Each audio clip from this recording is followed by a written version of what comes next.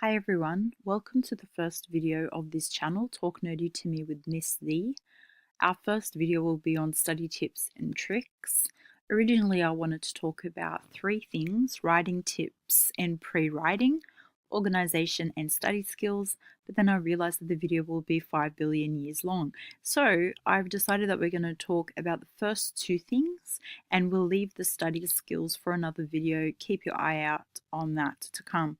So the first tips are intended to be long-term study habits that you get into.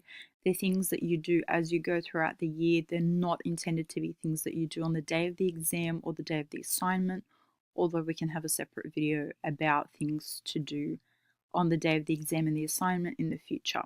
However, this is intended to be long-term habits that you get into. So the first thing we're going to talk about is writing more physically.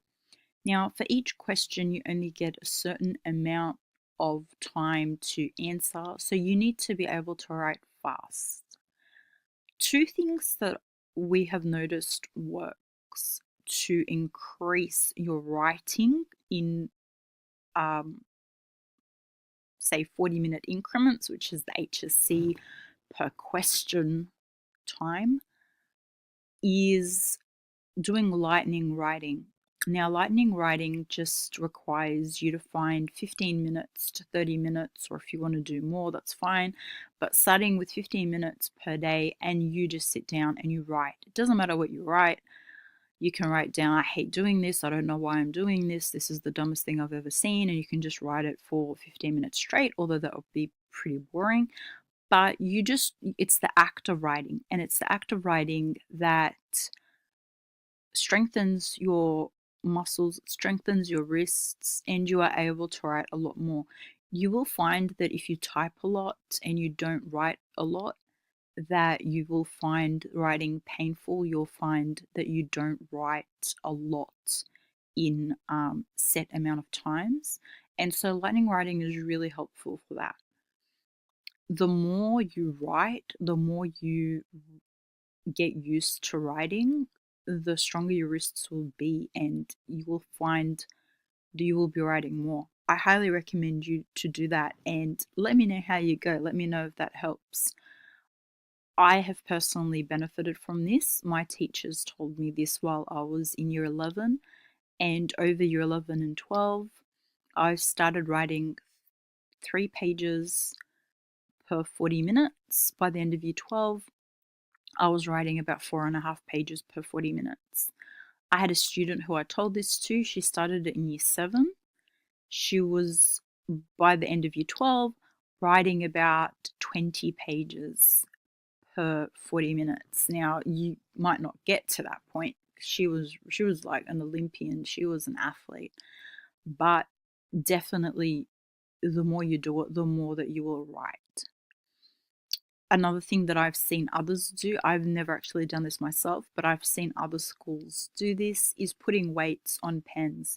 So what you can do, this isn't meaning that you go to a gym and you get their weights and you put them on your pen. You will look absolutely ridiculous. Well, you'd look funny. But what we mean by weights on pens is that you get an eraser, for example, and you get an elastic band and you tie it, or you use heavy pens, and then during an exam you take off the weight, or you use a lighter pen, and then you are just writing a lot more fluidly and a lot more freely. So yeah, there are people out there who are actually doing athletic type training. Studying is a serious business. All right, so let's go on to the next thing. When you are writing, keep in mind how you should be writing. So you should be looking at one idea equals one sentence. So for example, John walked down the road. That's one idea. That could be one sentence. John walked down the road and saw a cat. Now, you may be giving more information about John walking down the road, but it's still one sentence. So you're okay with that. But if you're going to write, John walked down the road and saw a cat, and then he saw his friend John, and they decided that they were going to go see their friend Julie, you've got more than one idea. So you should break it up and have more than one sentence. Now, particularly for essays, you are looking at each paragraph being about one idea. That one idea should be about 7 to 8 sentences. So for each paragraph, you should have 7 to 8 sentences on the one idea. If you need to go over that, should probably get yourself a new paragraph, and that way you can elaborate on those sentences and that one idea. I highly recommend that you read the sentence out loud. Reading the sentence out loud allows you to edit anything to make the sentence clearer. Some students don't do that, and the way that you think may be different to how you're writing. It may not sound the same. So when it comes to proofreading your work, the best thing for you to do is read the sentence out loud and edit it accordingly. When you're also editing, you should be looking at the simple punctuation. There's so many simple punctuation errors that people make that just makes their writing look messy.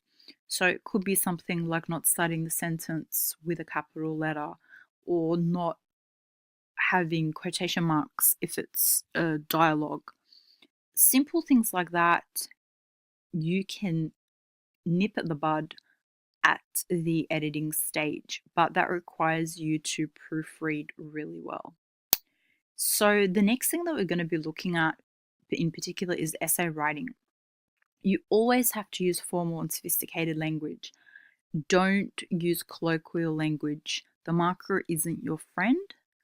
The marker is someone who you want to show off your diverse vocabulary to.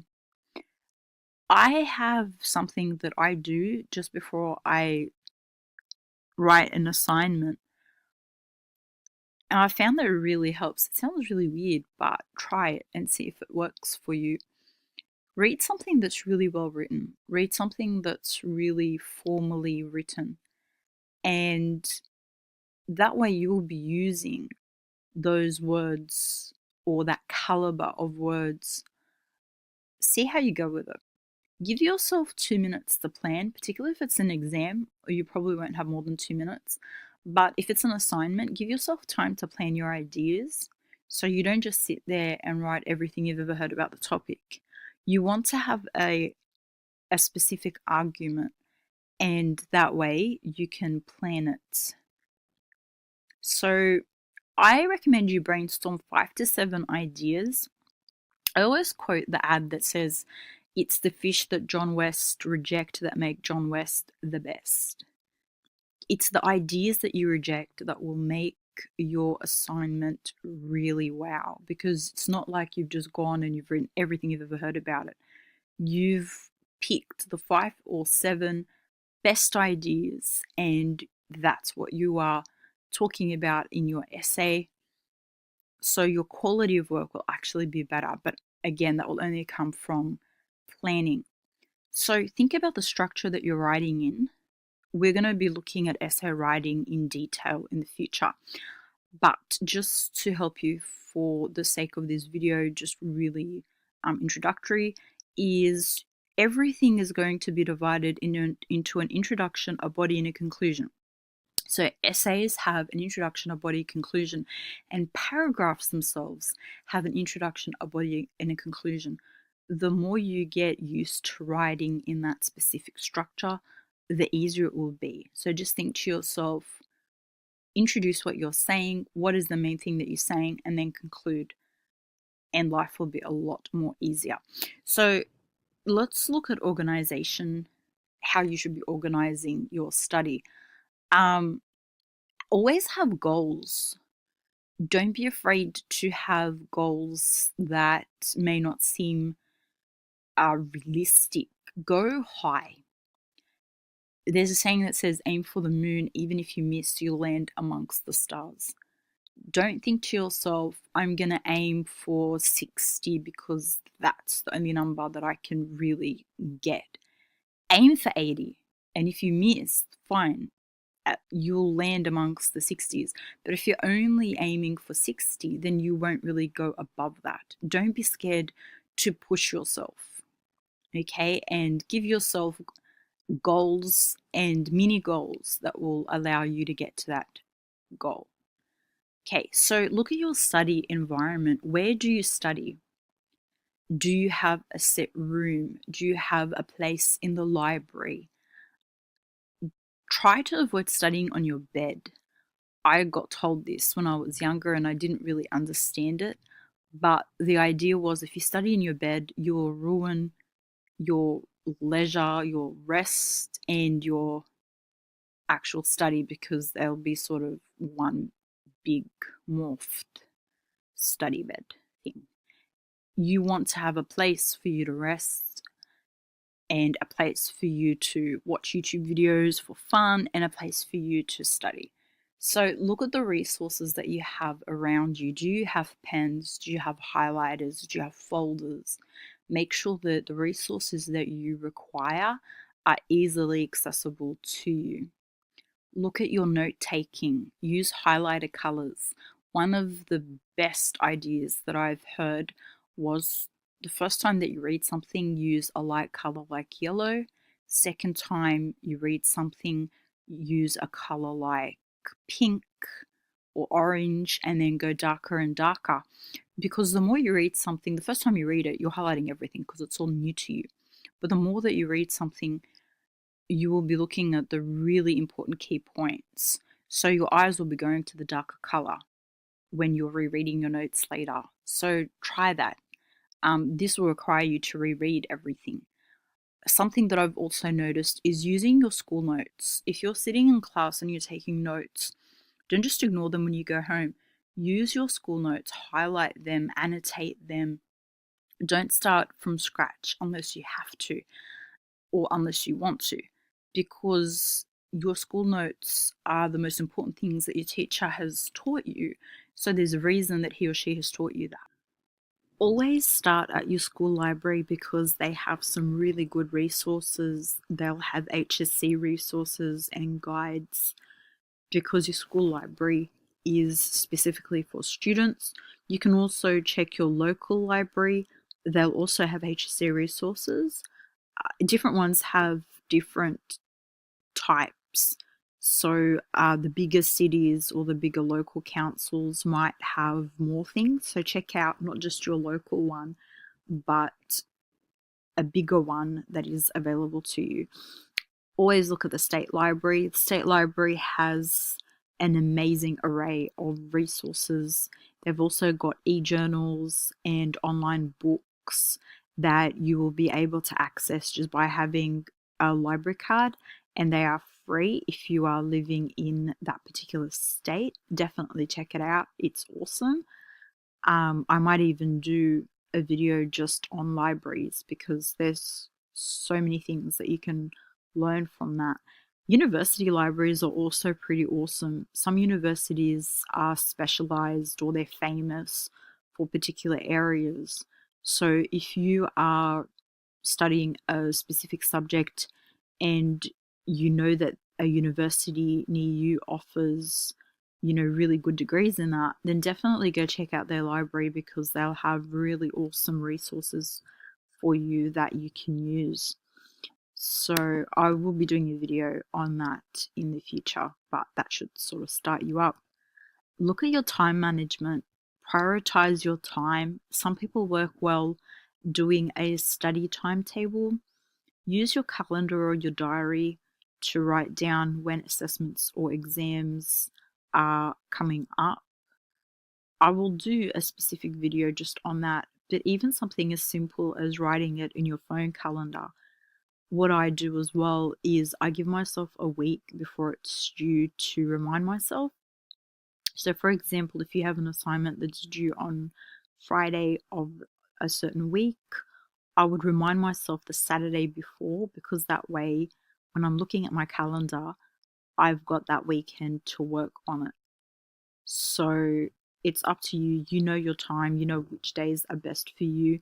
But I'm going on the assumption that weekends are going to be free for you, and that's probably the best time to remind yourself. But if weekends are really hectic and you're not going to be able to study anyway, find a day to remind yourself before it's due so that you know that it's going to be just, that day or that time will be just for your studying of that assessment or finishing that assessment.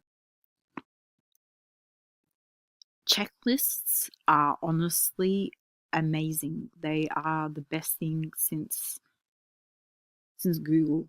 So make sure that you have a checklist of assignments that you have due, for example. So if you have 3 assessments, you do a checklist so that you have it in front of you. Use the stickies on your laptop. If you have them, they're really good as well. That way you can just cross them off. Or you can even get checklist pads quite nicely and cheaply. All you need is just a post-it note, really, and just write on it and just make sure that you have checked off everything that you need to have done. So I hope that helps. Please like and subscribe and keep your eye out for the next videos about studying. Hopefully as well, I will be making more videos on actual study guides. So we'll be looking at big texts, things like Shakespeare, things that may seem a little bit hard, but hopefully together we can conquer it. And don't forget to talk nerdy.